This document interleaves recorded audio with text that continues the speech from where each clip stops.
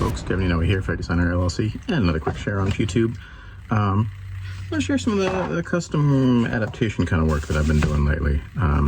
So I've been working on a film. I'm not going to talk about name or anything or plot, but I can show what I'm doing with props. So we started with the story, right? Grandma's got an old revolver, and he wanted something that would be kind of comically large for Granny's gun, like not a little Saturday night special.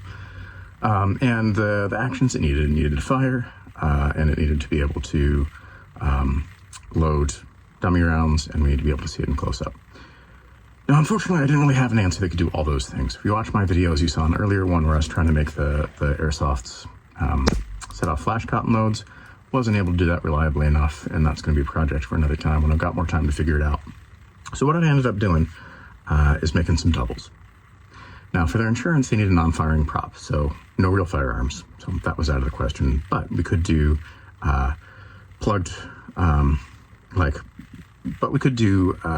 purpose-built blank guns. So they're not legally firearms, but they can fire blanks. They've got all sorts of things in there to keep them from firing actual ammunition. So there's some things that are a problem for filming, like the front of the cylinder's not as big as the back of the openings in the cylinder. So you can't chamber dummy rounds, but it also means it never looks like it's loaded, and it looks a little off there if you look up close. There is a restriction partway through the barrel, so if you look up close on that, you're going to see a little line. They're not exactly matching any particular brand. They're not licensed unless you get them from Umarex, which you can't in the US anymore, which sucks. I wish we could get Umarex blank guns. But, you know, I'm not using a lot of blank guns these days anyway, so not too big a deal. Yeah, he liked the look of the Umarex Smith Wesson M29. So what I did was I weathered this a little bit, dirtied it up, added some like fake rust and grit and stuff. Took some of the shiny chrome polish off. So this will be our hero gun because it's got the trademarks, and it can, there we go, and it can chamber dummy rounds and all that stuff. So this will be our hero gun that we see anytime the actor is just manipulating it, right? But I didn't have an exact match dummy rounds. So what I ended up doing was getting a Zoraki R2. Can spin freely, which is why I gotta cinch it down with some vice grips or something.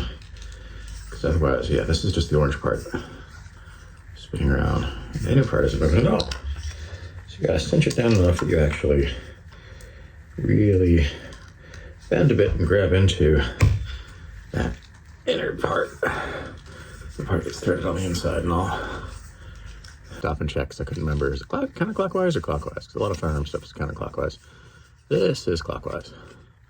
So there you go. That's how you remove the orange tip from some of these blank guns, provided that you are appropriately using them only for theater and film work.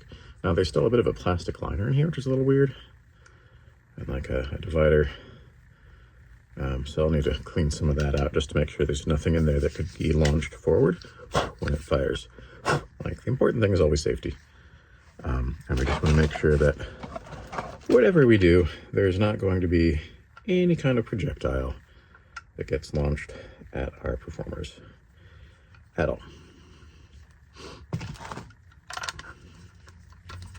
And yes, in case you were wondering, even after you remove that orange tip, you could still use this flare adapter if you really wanted to. That still screws in. So yes, these can launch little pepper balls or flares or something like that, but that's not what we're using them for. We're here at Fight Designer LLC using these purely as theater and film props. In this case, film prop, because theater doesn't like to mess with blanks much anymore. And show you here how it started, how it's progressed. And this was just, you know, angle grinder, Dremel, belt sander, the hand tools that I had lying around, nothing fancy, you know, files. And here it is now. So obviously the biggest difference is just the profile of grinding this off and smoothing it out, and the top rib, getting that off as well, so that we have that same kind of barrel shape.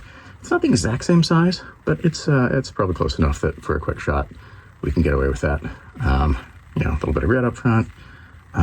Tried to change the color of the grip a little bit more to match, but you know, the person who's firing it, their hand's going to be around the grip, so we're not going to see that too much, so I'm a little less worried about that. sanding off some of the bits that were black to match. Also polishing it up because this one was not chrome to begin with. So kind of met each other halfway, right? Polished this one up as much as I could just with the hand tools I had. Dulled this one down. So now they're, maybe close enough to work. So for our hero gun, for all of our loading or close-ups, whatever, and for the time that we fire a blank, this is a front venting blank gun. So this will be the one that we get to see a blank load get fired out of. So, hopefully close enough.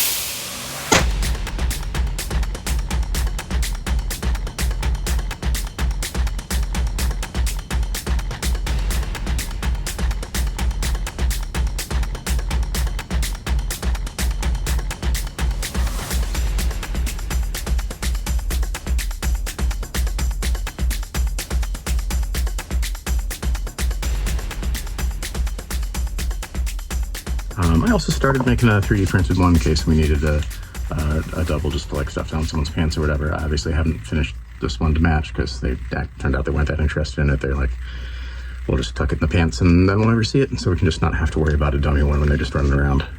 But I think it's a good option to have. So if you ever need it, I can paint this one up a little bit better to match as well. I didn't find an exact model that matched on any of my 3D printing sites, but I did find one with a longer barrel, so I just had to cut down the barrel to make it match. And a little bit of heat gun for things to try and make it look like it has that logo when it was just smooth there. A little bit of fake stippling, likewise, just using the plastic welding tip to try and give it some of that. So, sometimes, quite often actually, in movies, one of the tricks that we use is swapping things out. Some other things I had tried, could I try swapping out the cylinder in these blank guns? Unfortunately, no. I had some airsoft cylinders, but the cylinder in the blank gun is consistently shorter than any of the ones on the airsofts. And I think that's probably another one of those several accommodations that they did to make it not readily convertible to fire live ammunition. I tried 3D printing a cylinder, but to shrink it down to make it the right size, then it also wasn't big enough to chamber the rounds. I would have really had to just model one from scratch, and I didn't have the time for that. Figure all that out. So this, in terms of my skill set and my tools, this was what made sense. So that's what we went with. So, it'll get one shot in this movie, and then it'll be something a little bit different in my rental inventory that is kind of unique because no one else has one. And it'll have some doubles, depending on what you need it to do. So, a little bit of movie magic. And by movie magic, what we usually mean is somebody's hard work, getting their hands dirty. And probably also trying a lot of experiments first that didn't work until they found one that hopefully will. So, till next time, Kevin Inoue, Fight Designer LLC. Stay safe, stay sane, stay healthy. Hang in there, folks. Times are rough for a lot of folks. I know that. So find what you can geek out about still. Find what will still drive some excitement in you. Find a reason to keep going and keep going at it. And when you can, share. Thanks. See you next time.